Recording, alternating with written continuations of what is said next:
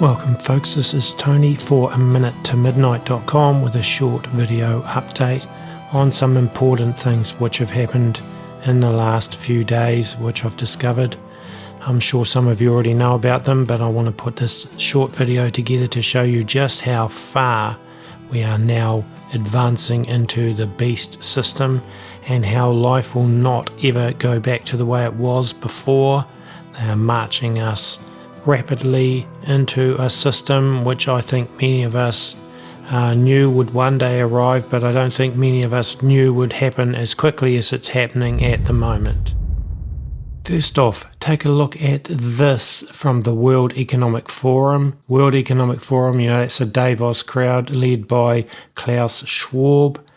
And here we can see an app that they're promoting called Traveling with Confidence.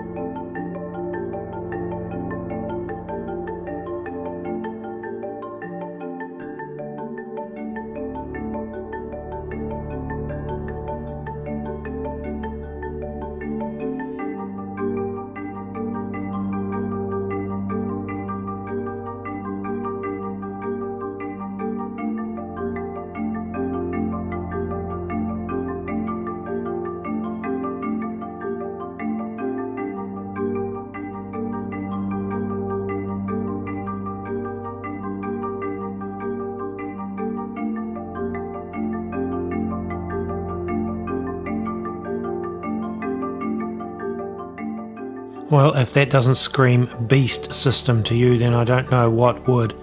And quite frankly, I see them pushing into this great reset as well, economic reset with this whole travel changes with COVID vaccines and tracking and tracing. And I just want to play you now a bit of another clip I did a few weeks ago. I'm just going to replay it regarding the World Economic Forum and the Great Reset. This article titled, "Now is the Time for a Great Reset." Professor Klaus Schwab says we can emerge from this crisis a better world if we act quickly and jointly. The changes we've already seen in response to COVID-19 prove that a reset of our economic and social foundations is possible. This is our best chance to instigate stakeholder capitalism, and here's how it can be achieved. The COVID-19 lockdowns may be gradually easing, but anxiety about the world's social and economic prospects is only intensifying. There is a good reason to worry. A sharp economic downturn has already begun, and we could be facing the worst depression since the 1930s. But while this outcome is likely, it's not unavoidable. And he goes through various reasons here to pursue a great reset. The most important and the most urgent is COVID-19. Having already led to hundreds of thousands of deaths, he says, the pandemic represents one of the worst public health crises in recent history.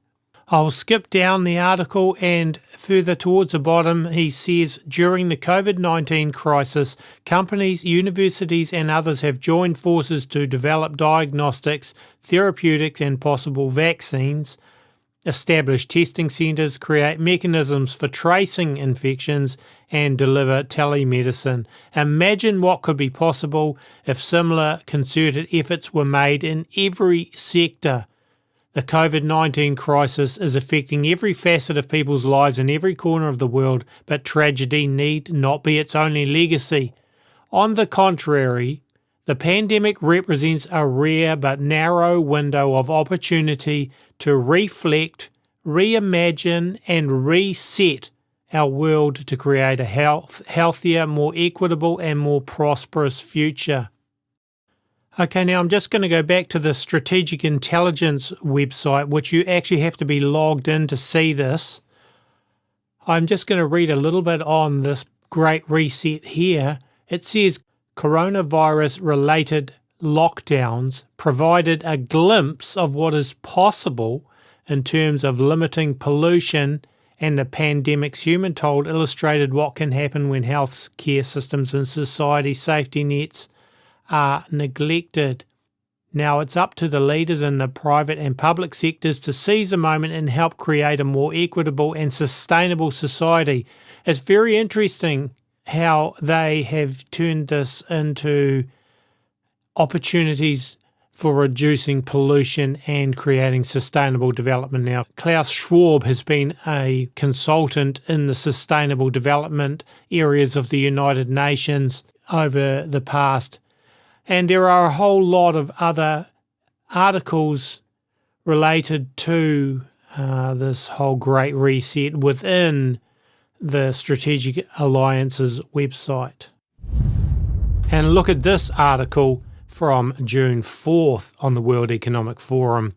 The Great Reset, this week's World versus Virus podcast. The Great Reset, launched by World Economic Forum and His Royal Highness the Prince of Wales, seeking better form of capitalism as world recovers from pandemic. Welcomed by the United Nations, International Monetary Fund and companies Microsoft, MasterCard and BP. The COVID-19 crisis has shown us that our old systems are not fit anymore for the 21st century, said World Economic Forum Executive Chairman Klaus Schwab. In short, we need a great reset. This week's World versus Virus is entirely devoted to the launch of the Great Reset, a project to bring the world's best minds together to seek a better, fairer, greener, healthier planet as we rebuild from the pandemic. Now, one of the components of this Great Reset and everything is the vaccine, the push for a vaccine. Now, take a listen to this from Donald Trump saying that the military will be used in a powerful way to deliver the vaccines to the American populace. And then have a listen to how far advanced and how quickly Fauci and Trump are talking about this rolling out. One issue that has come up is once you do have a vaccine, how do you properly distribute it? How do you get it out quickly to millions? Well, when we have the vaccine, we have the military all lined up, and the military is going to be doing it in a very powerful manner. These are people that don't usually do vaccines. They do soldiers, and they do lots of other things that, frankly, are more difficult. But we have our general, and logistically, he's all set. Tony, do you want to say something about that? That is correct. As the vaccine rolls out, we'll be getting them distributed. And as you probably have heard, we are going to make sure that we do it in an equitable way, and it's representative of the populations who need it the most. And we have the standard way that we determine that with the ACIP working with the CDC, but Dr. Collins and Dr. Redfield have put together with the National Academy of Medicine a group that will fortify that decision-making process so that we're making sure that we're very fair and equitable in getting the vaccine distributed properly. And I think I could have Francis say that tremendous progress has been made on the vaccine beyond anything that we would have thought if you go back 6 months. What do you think? It is just, frankly, quite astounding, Mr. President. I've been at NIH for 27 years and director for 11, and I've seen some amazing things happen. But the way in which the whole research community, public and private, philanthropies, everybody has come together to work on this, not worrying about who gets the credit, trying to figure out how to strip away anything that's going to slow things down. And I think all of us, motivated by the fact that this is the most serious problem we've encountered in our professional lifetimes, even a day matters. And so that's why a lot of people look kind of sleepy because we're all working 24/7, trying to make sure that nothing possibly slows this process down. Yeah, the vaccines. This week is a big week, as you just heard, having 2 phase 3 trials started in the very same day, this past Monday. And based upon very impressive phase 1 data showing that people who got that in the phase 1 trials developed these high levels of neutralizing antibodies that should be very predictive of protection, but you don't know until you actually run the trial in those 30,000 people. By the way, you heard earlier about coronavirus.gov, which is the place you can go to find out how you can donate plasma. There's another thing you can do if you go to that website, which is to sign up to say you're interested in a vaccine trial.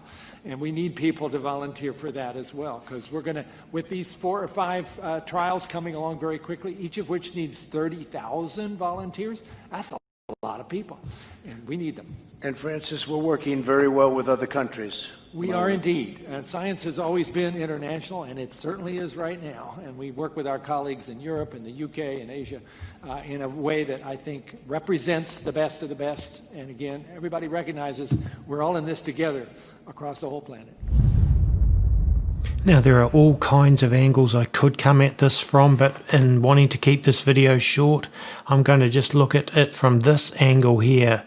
An RT.com article. Bubble indemnity. Big pharma firms will not be held accountable for side effects of COVID vaccine. A senior executive for pharmaceutical giant AstraZeneca has confirmed that his company cannot face legal action for any potential side effects caused by its COVID vaccine. Those affected will have no legal recourse. I'll go down the article a bit.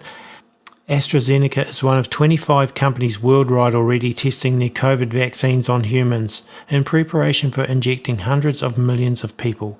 These are flush times for Britain's largest pharmaceutical company, worth something in the order of £70 million. They have just reported bumper profits of $12.6 billion in the last 6 months alone. Now I want to go down and look at another piece of this article here. The UK government has been on a vaccine spending spree, buying 250 million doses from various big pharma outfits. America, meanwhile, is way ahead of the curve. They have a special legal framework in which no pharmaceutical companies face lawsuits for side effects of vaccines in case of public health emergencies. This legislation, known as the PrEP Act, was the product of a massive lobbying effort from the US pharmaceutical industry, which was introduced despite vigorous opposition from consumer groups. Unless the vaccine maker intentionally murders or injures you, willful misconduct, you cannot sue them. With all of this going on and with pushing us into a digital age, digital identification, digital currency, artificial intelligence, all of these things that are going on, a big heads up it should be to all of us that we are certainly in crazy times, and these are the end times. And we are being sucked into the end time machine. Make sure, folks, that you have your lives right with the Lord, because there is no answer in governments that is going to be satisfactory. In fact, they are only going to push us further into a diabolical system. If you're able to donate to A Minute to Midnight, that would be great too, because we do run this 100% by donations. Thank you. This is Tony saying goodbye, and hopefully we'll see you with another video in a few days' time.